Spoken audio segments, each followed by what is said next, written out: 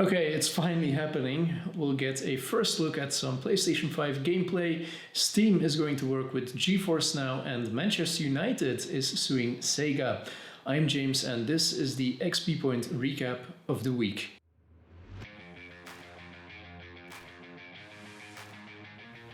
Let's start with the most exciting news. Sony has finally announced that they'll host a PlayStation 5 showcase, but there is a small catch. Sony has not said anything about showing off the console itself. Instead, the show that will run for a bit more than 1 hour will focus on the games that are being made for the PlayStation 5. So I'm afraid we won't see the console itself or get release date and price just yet. But who knows, Sony might surprise us all and do a full reveal after all. In related news, Sony has told PlayStation 4 game developers that any new title submitted for certification must also be compatible with PlayStation 5 beginning July 13th. This means that all PlayStation 4 games received by Sony for testing after the 13th of July are forwards compatible and playable on the PlayStation 5. A game will be seen as compatible with PlayStation 5 if the game runs on the new console without any issues and provides the same features on PlayStation 4 and PlayStation 5. So there may not be a game mode that only runs on the PS4.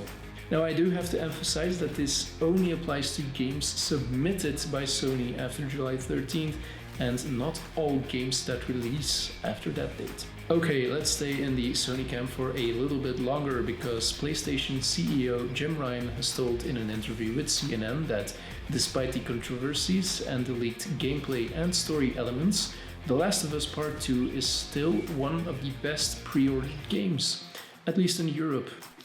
The Last of Us Part 2 now has more pre-orders across Europe than the extremely popular Spider-Man had at the same point in the lead-up to release.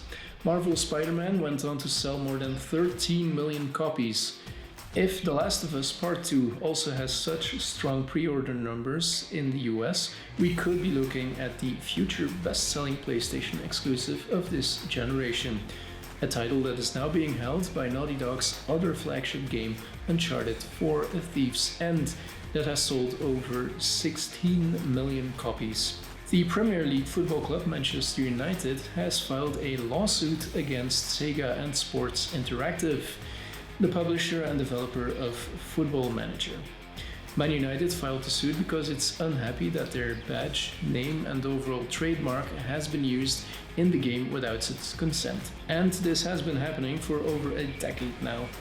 Manchester United's attorney is also seeking to add player-made mods to the lawsuit because Sega and Sports Interactive encourage players to use them to recreate clubs in the game.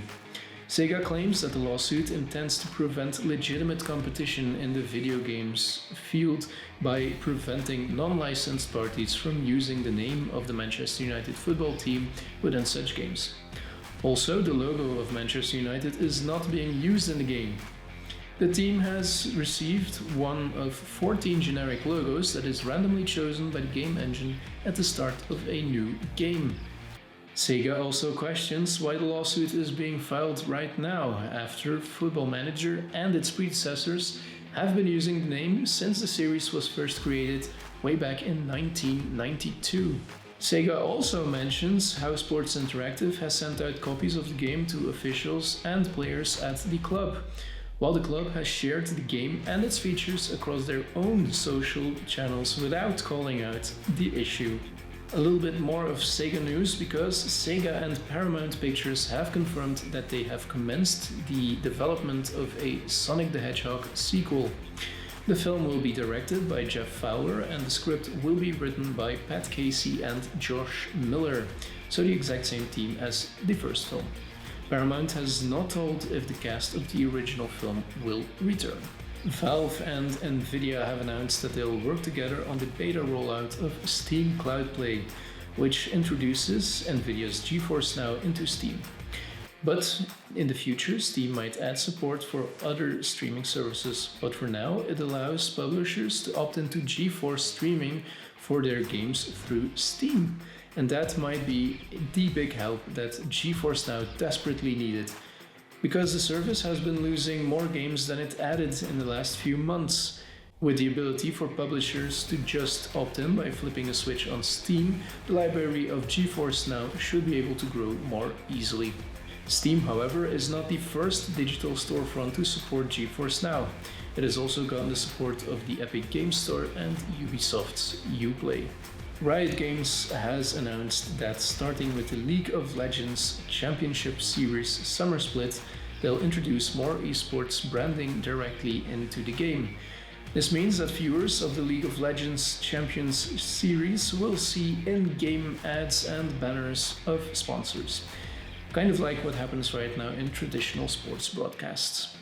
Riot has also stated that those banners won't impact players at all. They won't even be able to see them while they play.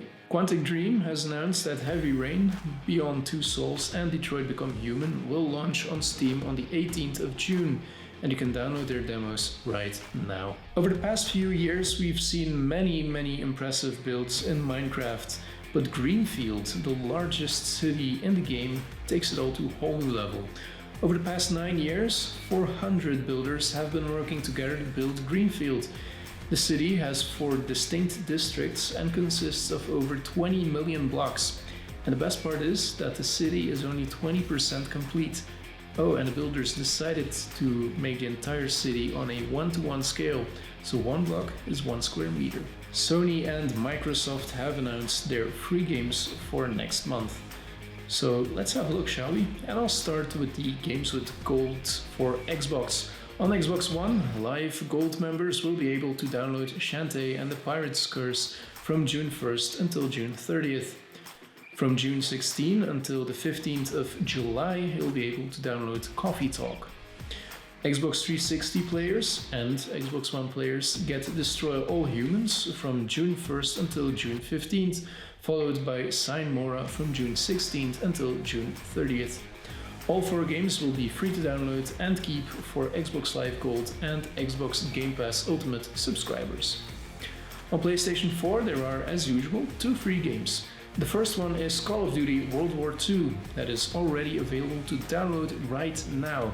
And on June 2nd you'll be able to grab Star Wars Battlefront 2.